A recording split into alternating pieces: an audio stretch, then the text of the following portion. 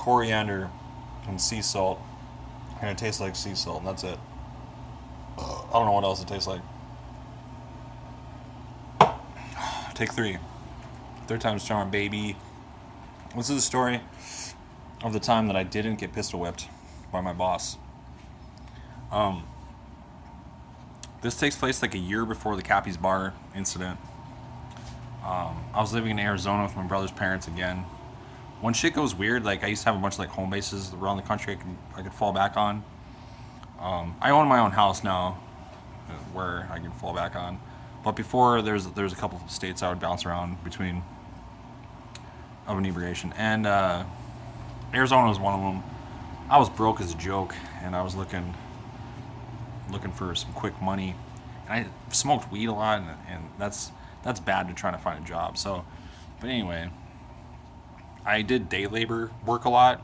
You know, where you gotta like wake up at 3 o'clock in the morning and go stand in line somewhere to get your orange vest, and then go stand on a road crew or something. You know. And I did that for a while until one day I went and I accidentally, I got a job and they gave me some boots and they gave me a vest and a hard hat, and as I was backing out of the parking lot, I hit this purple PT Cruiser, and this lady comes out, "What the fuck?" And I was like, "Sorry." And she's like, "It's fine." I don't think she had car insurance. We exchanged phone numbers, but I never heard from her, so sorry. And so yeah, I never went back because it was just like too embarrassing. Like you get in a fucking car accident in the parking lot.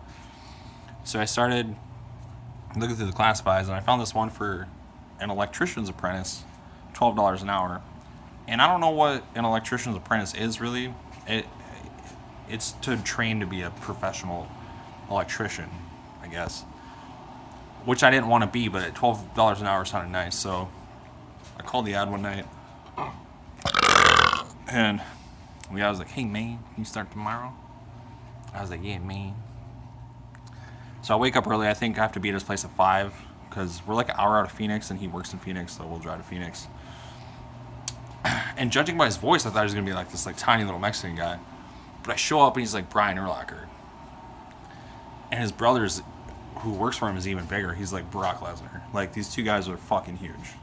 Like 6'5", 6'6", 300 pounds. Like the dudes, like calves were like bigger than my torso. Like holy shit. So I get in the truck with the boss. We drive to Phoenix. We talk. First day is rough. You know, he's bullying me the whole time. I never done like a really like professional like construction job. And he was just like, "You got hair on them peaches?" And I wasn't allowed to like look at my tool belt as I was grabbing stuff from it. Like if you look down and you're trying to like grab like a screw or something out of your tool belt, he'd be like, "Do you look at your dick when you take a piss?"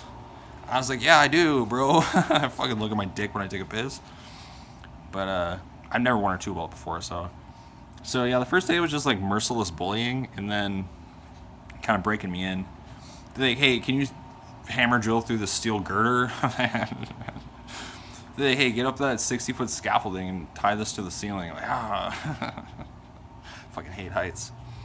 So the first day, I went home like full of bruises. Like I had to like, I was up, down, climbing shit, on the ground, rolling around, climbing ladders, on the roof, doing all, like, I was beat, dude.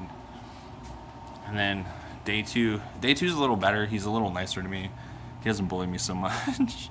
They even talked about inviting me to a UFC party they were having. I brought some food I'd cooked for lunch, and they're like, "Hey, you cooked?" They're like, "Hey." I was like, "Yeah, I'll make you guys empanadas." And they're like, "Ah." So day 2 was whatever. Things seemed to be coming around. And then he got like a night's sleep, and day 3 rolls around. And day 1 and 2, we went to the same job. It was like this giant like farmhouse thing, like 100 feet tall. We had a wire, climbing up the fucking scaffolding. And day 3, we go to like a trailer house, like in some like retirement community. And both these guys are huge.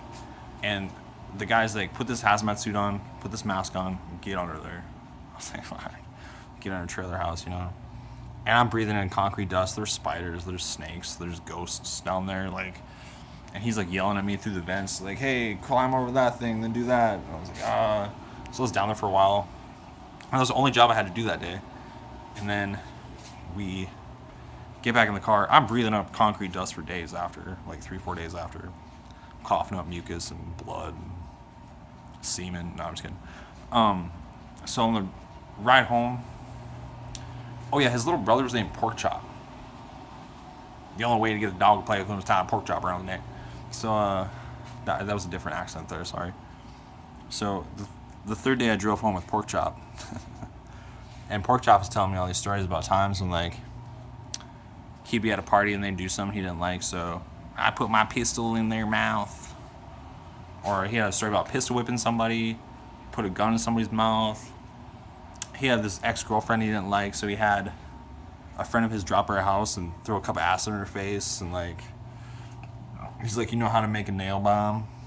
Put a bunch of rusty screws and nuts and bolts in a can full of gunpowder, put a fuse to it, light it, throw it in someone's car. I was like, fuck, dude. And so we get out of the car, we land home, and the boss comes up to me. He's like, you're fired.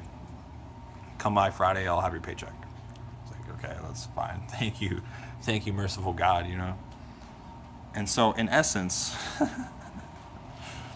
also on the ride home, Pork Chop had told me that, you know, if I pop somebody and I go to jail for a couple days, you know, he'll just bail me out and the business will survive.